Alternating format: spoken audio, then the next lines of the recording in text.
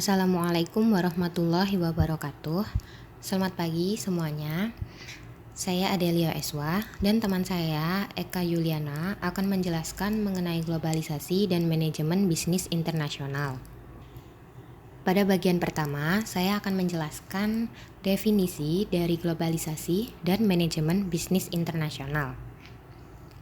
Globalisasi merupakan salah satu aspek penting yang turut berperan dalam perkembangan manajemen bisnis internasional, di mana globalisasi berperan dalam meluasnya pasar dan aktivitas bisnis melewati lintas batas negara dengan cepat melalui teknologi. Saat ini, bisnis internasional mengacu pada pertukaran tidak hanya barang fisik, tetapi juga jasa, modal, teknologi, dan sumber daya manusia. Menurut Griffin dan Pustai, bisnis internasional merupakan transaksi bisnis yang terjadi antar pihak yang lebih dari satu negara. Bisnis internasional mencakup setiap transaksi bisnis yang melibatkan pihak-pihak yang berasal dari lebih dari satu negara. Contoh transaksi bisnis internasional termasuk membeli bahan di suatu negara dan mengirimkannya ke negara lain untuk diproses atau dirakit, kemudian mengirimkan produk jadi dari suatu negara ke negara lain untuk penjualan secara eceran, membangun pabrik di negara asing untuk memanfaatkan biaya tenaga kerja yang lebih rendah, atau meminjam uang dari bank di suatu negara untuk membiayai operasi di negara lain. Sedangkan manajemen internasional menurut Fred Lutyens adalah proses penerapan konsep dan teknik manajemen dalam lingkungan multinasional dan mengadaptasi praktik manajemen pada konteks ekonomi, politik, dan budaya yang berbeda dan menghasilkan sebuah keputusan untuk memastikan kontrol dan perencanaan yang efektif untuk beroperasi secara global. Keduanya memiliki perbedaan, di antaranya manajemen internasional lebih berfokus kepada strategi perencanaan, pemasaran, produksi yang efektif untuk beroperasi secara global.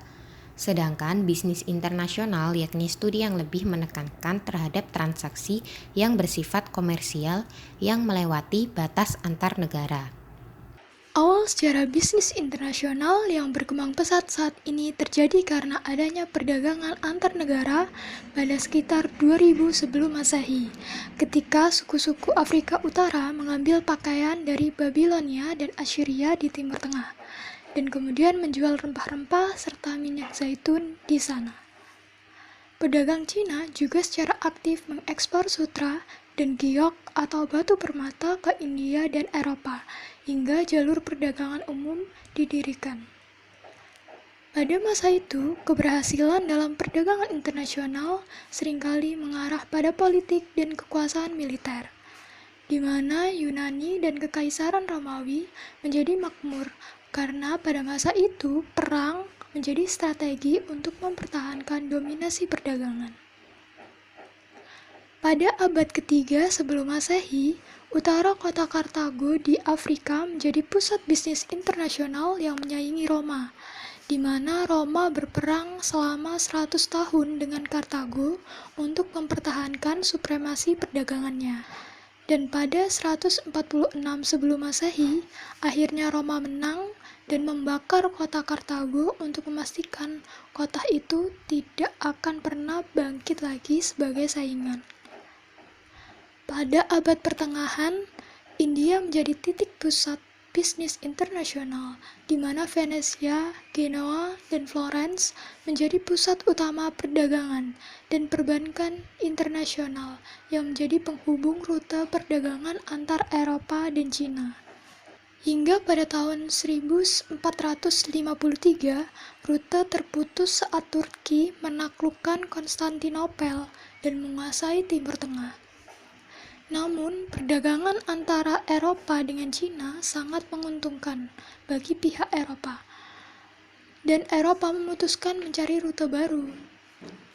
Kemudian, Christopher Columbus didukung pemerintah Spanyol berlayar ke barat dari Eropa, hingga bukan hanya mencari rute baru sebagai tujuan, melainkan lahirnya kolonialisasi Amerika oleh Eropa.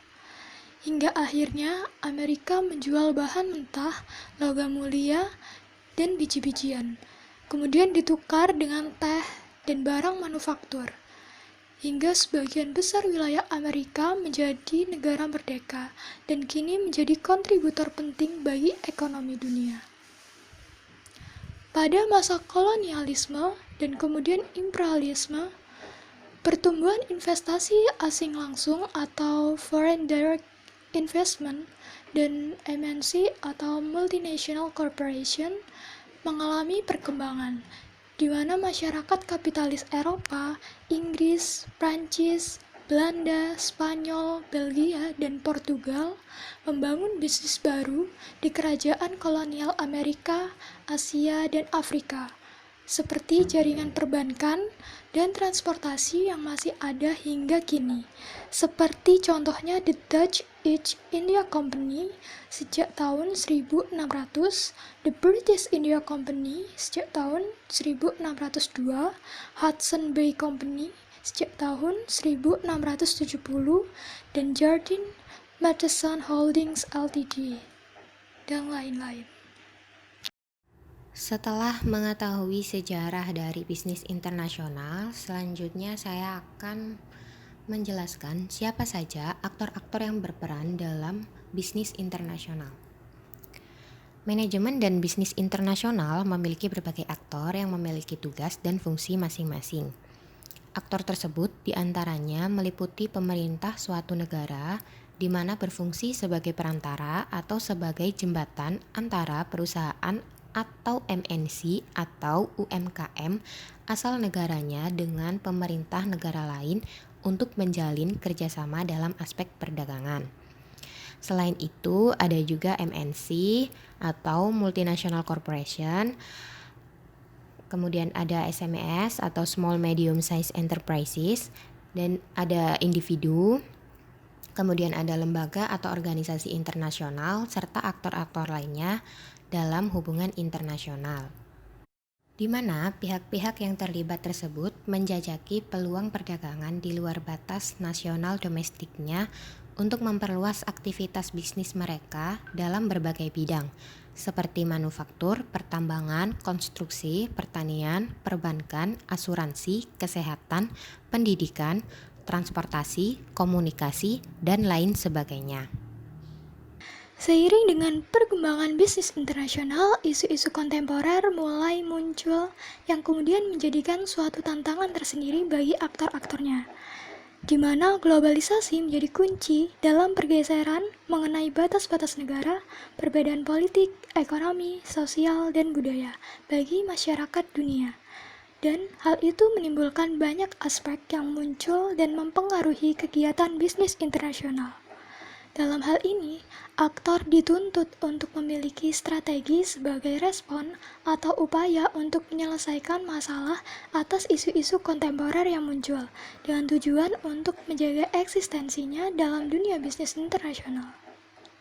Pada masa kini, perdagangan atau pasar bebas mulai dibuka secara lebar, namun tetap sesuai dengan aturan yang berlaku pada setiap negara. Hal tersebut menuntut para pelaku bisnis untuk memposisikan diri dengan sebaik-baiknya untuk menghadapi pesaing lokal dan pesaing global lainnya dengan tujuan memperebutkan kursi pasar domestik di negara lain. Dalam hal ini berkaitan juga dengan tantangan untuk pelaku bisnis agar dapat memaksimalkan kualitas dan meningkatkan kompetensi. Selain itu, isu-isu kontemporer juga tidak hanya berfokus pada pemilik atau aktor utama dalam bisnis internasional. Isu-isu mengenai pekerja, pencari kerja, kesejahteraan, kemiskinan, kelaparan, ketersediaan sumber daya alam, dan juga pelestarian lingkungan sangat aktif disuarakan, di mana pelaku bisnis dituntut untuk tidak hanya berfokus dari segi profit semata, melainkan juga dari segi kehidupan berkelanjutan. Berkaitan dengan globalisasi, isu-isu kontemporer sangat erat kaitannya dengan perkembangan teknologi, di mana pelaku bisnis juga dituntut untuk dapat menaikkan kompetensi dalam bidang teknologi, baik dalam produksi, komunikasi, transportasi, dan pemasaran untuk memaksimalkan eksistensi bisnisnya dan memaksimalkan profit perusahaan agar menjadi efisien lagi. Dengan adanya isu-isu kontemporer tersebut, semakin menambah perkembangan globalisasi dan manajemen bisnis internasional yang menandakan adanya dinamika dalam keterkaitan globalisasi dan manajemen bisnis internasional yang mengalami evolusi, di mana dunia saling terkoneksi baik melalui sosial media atau perangkat teknologi lainnya untuk memudahkan seseorang dalam melakukan pengaturan dan mengawasi perdagangan internasional, investasi, arus keuangan, dan bahkan juga bermigrasi atau berpindah tempat lintas negara.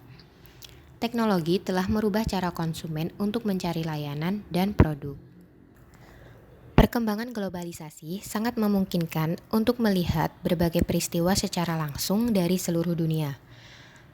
Misalnya seperti melihat siaran langsung Piala Dunia, melihat krisis di negara lain, melihat tingkat perkembangan produk BMW, dan persaingan perusahaan serupa di seluruh belahan dunia lainnya. Hanya dengan sekali klik dari televisi, YouTube, sosial media, dan mesin-mesin pencari lainnya, kita dapat mengetahui hal-hal tersebut. Hal tersebut juga membuktikan bahwa kini dunia saling terkoneksi satu sama lainnya. Dengan adanya globalisasi, secara tidak langsung dapat menimbulkan tumbuhnya hubungan saling ketergantungan antara masyarakat-masyarakat di dunia. Dengan mudahnya kita mendapatkan barang dalam berbagai variasi bentuk dan merek serta kualitas yang baik, karena adanya perkembangan globalisasi yang menyebabkan produk-produk tersebut memiliki harga lebih murah. Dengan mudah, masyarakat juga saling bertukar produk seperti sayuran, rempah, dan komoditas pangan lainnya yang tidak ada di negara asal mereka. Hal ini tentu saja berujung pada adanya bisnis internasional yang dimana adanya transaksi komersil antar pelaku bisnis secara global yang dilakukan oleh pemerintah maupun non-pemerintah ataupun sektor swasta. Sebenarnya, perkembangan globalisasi itu sendiri tidak dapat diukur. Hal tersebut menimbulkan adanya persaingan yang kompetitif antar aktor bisnis internasional, yang dimana harus adanya kerjasama antar pihak, baik pemerintah maupun perusahaan. Seperti halnya pepatah survival of the fittest, di mana yang kuat yang akan menang. Hal itu didasari oleh segala tuntutan untuk memanajemen bisnis agar lebih efektif untuk memenangkan pasar global, memperbesar profit, dan meminimalkan biaya produksi. Kemudian untuk studi kasus kami mengenai topik yang sedang hangat saat ini, berkaitan dengan statement dalam pidato Presiden Amerika Serikat Donald Trump untuk pelarangan dua aplikasi asal China, TikTok dan WeChat, di mana Trump bermaksud untuk menekan China. Pemerintahan Trump terhadap China sejak awal terjadinya trade war melihat bahwa China lebih lemah dibalik mengandalkan hutang, subsidi, dan pencurian kekayaan intelektual. Hal ini membuat Trump berpendapat bahwa cukup dengan menekan China, maka ekonominya tidak akan stabil. Sederhana tapi salah. Ekonomi China tidak terlalu dirugikan dengan adanya perang tarif. Justru ekonominya jauh lebih stabil saat adanya pandemi COVID-19, di mana data yang diambil oleh IMF mengatakan bahwa ekonomi China tetap tumbuh walaupun 1% dibandingkan dengan Amerika Serikat yang mengalami penurunan sekitar 8%. Shenzhen merupakan pasar saham besar yang dengan kinerja terbaik di dunia tahun ini, yang dimana terletak di Provinsi Guangdong, China. Agenda ekonomi China di bawah Xi Jinping berambisi untuk membuat pasar dan inovasi yang lebih baik lagi secara ketat dan tunduk di bawah Partai Komunis. Ternyata fenomena perempuan China bukanlah hal yang baru. Sejak tahun 1995, pangsa GDP dunia di China meningkat dari 2% menjadi 16%. Meskipun adanya skeptisisme negara barat. Namun China menentang skeptisisme tersebut dengan kapitalisme negara yang telah beradaptasi dan berubah bentuk. Pada tahun 2010, pemerintah China memberi ruang untuk perusahaan berbasis teknologi Alibaba dan Tencent untuk menjadi perusahaan teknologi raksasa, di mana Tencent membuat aplikasi chatting bernama WeChat.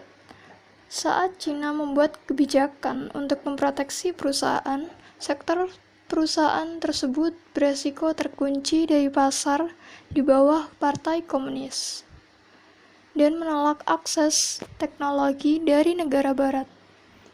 Ekonomi China dalam pimpinan Xi Jinping memiliki 3 elemen. Yang pertama adalah kontrol ketat atas siklus ekonomi dan hutang, kemudian aturan administratif yang lebih efisien dengan menyeragamkan seluruh perekonomian. Yang ketiga, mengaburkan batas antara status dan perusahaan swasta. Salah satu contoh, China, di mana sangat gencar mempromosikan produknya dengan kampanye Made in China 2025 sejak tahun 2015.